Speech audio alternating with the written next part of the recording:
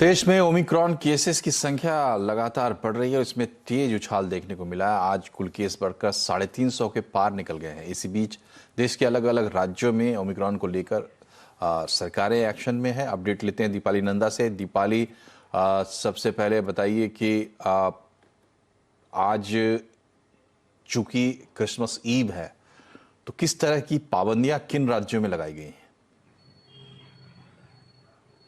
देखिए, जिस तरह से ओमिक्रॉन मरीजों की संख्या देश में बढ़ रही है, ज्यादातर राज्यों में अभी से ही सख्ती शुरू कर दी है, क्योंकि यही एक विकल्प है जिसके जरिए बढ़ते हुए नंबर्स पर काबू पाया जा सकता है। दिल्ली की बात करें, गुजरात, हरियाणा, पंजाब के बाद अब उत्तर प्रदेश, मध्य प्रदेश, ओडिशा और कर्नाटक की सरकार ने भी बड़ा फैसला लिया है।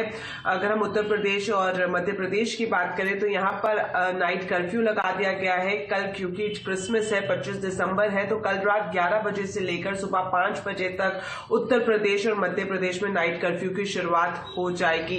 वहीं अगर मैं उड़ीसा की बात करूं तो यहां पर भी नाइट कर्फ्यू के साथ साथ न्यू ईयर के मौके पर किसी भी तरह का कोई इवेंट ऑर्गेनाइज करने पर पूरी तरह से प्रतिबंध लगा दिया है। कर्नाटक की बात की जाए तो यहां पर क्रिसमस काफी बड़े स्तर पर मनाया जाता है। हालांकि क्रिसमस सेलिब्रेशन की तो इजाजत दी गई है, लेकिन सरकार की तरफ से सभी इवेंट ऑर्गेनाइजर्स और चर्च में बाकायदा ये निर्देश जारी किए गए हैं कि कहीं पर भी भीड़ नहीं होनी चाहिए, सोशल डिस्टेंस।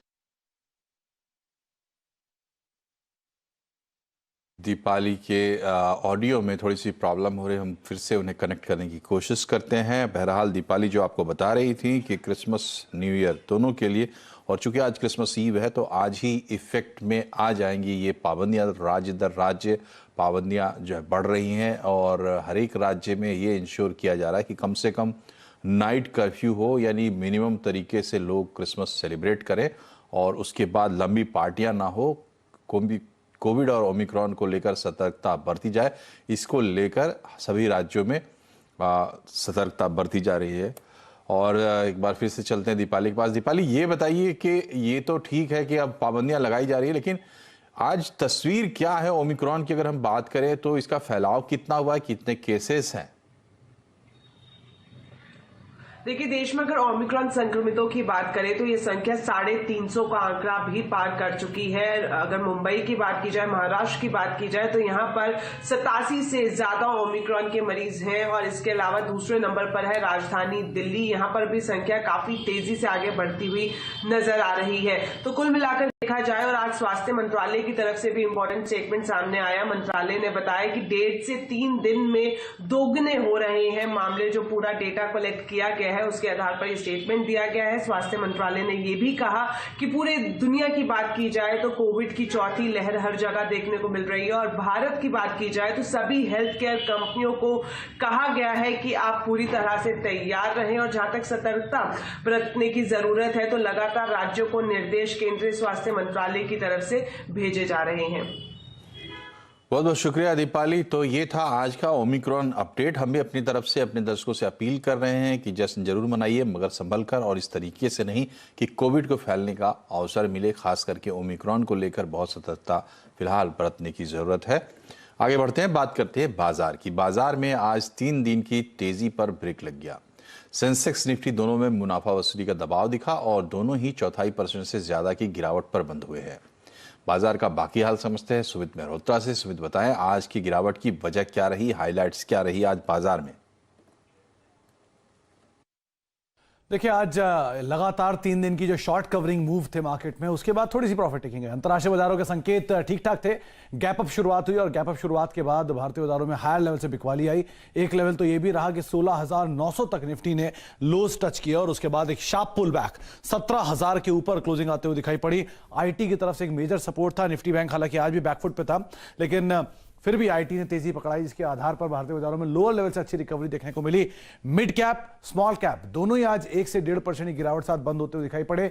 प्रेशर था मेटल में, प्रेशर था रियल एस्टेट में, प्रेशर था PSU banking basket, private sector banks के अंदर, लेकिन फिर भी जो IT, front line, mid cap, ये कुछ हद तक पार्टिसिपेट करते हुए दिखाई पड़े और मार्केट्स को एक अच्छे हैवी वेट मूव के साथ लोअर लेवल से बढ़िया पुल बैक दिया। लेकिन फिर भी मार्केट जो तेजी थी लगातार 3 दिनों की, उसके बाद आज थिन ट्रेड के बीच में एक लाल निशान के अंदर क्लोजिंग देते हुए दिखाई पड़े।